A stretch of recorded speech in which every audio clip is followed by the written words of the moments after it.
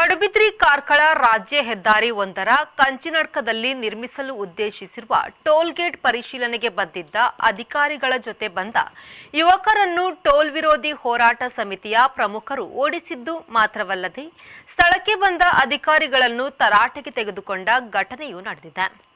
ರಾಜ್ಯ ಹೆದ್ದಾರಿಯಲ್ಲಿ ಟೋಲ್ ನಿರ್ಮಾಣದ ಸ್ಥಳ ಪರಿಶೀಲನೆಗಾಗಿ ರಾಜ್ಯ ರಸ್ತೆ ಅಭಿವೃದ್ಧಿ ನಿಗಮ ಎಕ್ಸಿಕ್ಯೂಟಿವ್ ಇಂಜಿನಿಯರ್ ರಘು ಎಲ್ ಹಾಗೂ ಸಹಾಯಕ ಇಂಜಿನಿಯರ್ ಹೇಮಂತ್ ಕುಮಾರ್ ಆಗಮಿಸಿದ್ರು. ಅಧಿಕಾರಿಗಳು ಸ್ಥಳಕ್ಕೆ ಬರುವ ಸುದ್ದಿ ತಿಳಿದು ಟೋಲ್ ವಿರೋಧಿ ಹೋರಾಟಗಾರರು ನೂರಾರು ಮಂದಿ ಸ್ಥಳದಲ್ಲಿ ಜಮಾಯಿಸಿದ್ರು.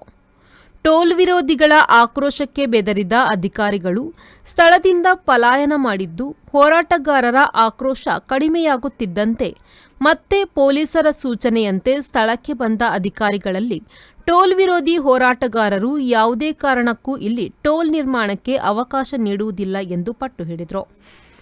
ಟೋಲ್ ವಿರೋಧ ಹೋರಾಟ ಸಮಿತಿಯ ಸುಹಾಸ್ ಹೆಗ್ಡೆ ಮಾತನಾಡಿ, ಟೋಲ್ ನಿರ್ಮಾಣ ಪ್ರಸ್ತಾವನೆ ಇಲ್ಲಿಗೆ ಕೈಬಿಡಬೇಕು ಎಂದು ಒತ್ತಾಯಿಸಿ 5 ದಿನಗಳ ಒಳಗೆ ಬೃಹತ್ ಮಟ್ಟದ ಪ್ರತಿಭಟನೆಯನ್ನು ಆಯೋಜಿಸಲಾಗುವುದು. ಅಧಿಕಾರಿಗಳು ಗುತ್ತಿಗೆದಾರರ ಪರವಾಗಿರದೆ ಹೋರಾಟಗಾರರೊಂದಿಗೆ ಇರಬೇಕೆಂಬುದಾಗಿ ಮನವಿ ಮಾಡಿದ್ದಾರೆ.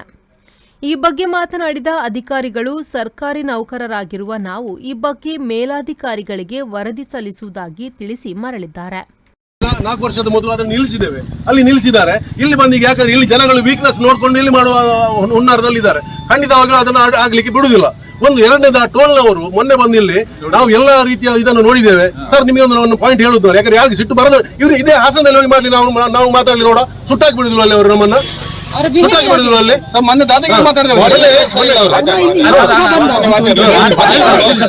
ಮೊನ್ನೆ ಬಂದವನು ನಾವು ಎಲ್ಲ ರೀತಿಯ ಇದನ್ನು ನೋಡಿದ್ದೇವೆ. ನಾವು ನೋಡ್ಲಿಲ್ವಾ? ನಾವೆಲ್ಲ ನೋಡಿಲ್ಲ, ಬಂದು ಮಾತು ಮಾಡ್ಲಿ ಅವನಾಗ ಆ ರೀತಿಯಲ್ಲಿ. ಹಾಗೆ ಜಗಳ ಆಗ್ಲಿಕ್ಕೆ ಕಾರಣ ಆಗುದು ಯಾರು ಸರ್? ನಾವೆಲ್ಲ ಅವ್ರು ಮಾಡೋದು. ಅದು ಅರ್ಥ ಮಾಡ್ಕೊಳ್ಳಿ. ಯಾಕಂದ್ರೆ ಇಲ್ಲಿ ಸುಮ್ಮನೆ ಯಾರು ಬಳೆ ತೊಟ್ಕೊಂಡು ಕೂರುದಿಲ್ಲ. ನಾವು ಎಲ್ಲ ನೋಡಿದೆ ಅಂತ ಕೈ ಕೊಟ್ಕೊಂಡು ಮಾತಾಡಿದ್ರೆ ಅದಕ್ಕೆ ಅರ್ಥ ಇಲ್ಲ. ಅವ್ರು